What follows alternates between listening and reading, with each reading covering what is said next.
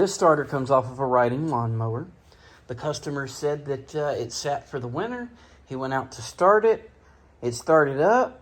He killed it for whatever reason, and then he tried to start it again. He heard a loud pop, and then it wouldn't do anything. Wouldn't even light up. When it came in, the fuse under the seat was blown.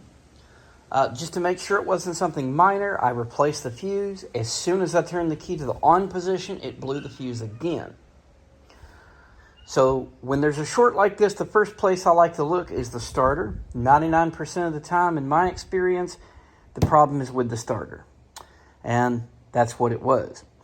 The starter is grounding out between the negative and the positive. So we're going to set our voltmeter to do a continuity test.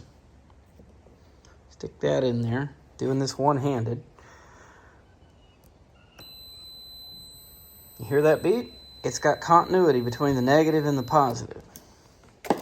Now that shouldn't happen, so this starter is no good. It means it's got an internal problem where it's grounding out. If you look close here, you see that it has this insulator so that it can't make contact on the outside.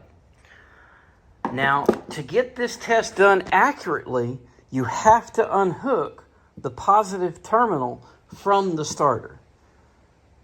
Because if the problem is somewhere else, it'll test showing that the starter is bad. So you unhook this, get it away from it, make sure it's not touching the frame because it is a positive terminal. And then you test this for continuity. If it has continuity, it's the starter. If it doesn't have continuity, then you need to connect your voltmeter to the ground of the lawnmower and then to the positive cable that went to here without hooking it back up to here. And then you can test backwards from there to find the problem. Be sure to subscribe and like this video and stay tuned for more helpful tips.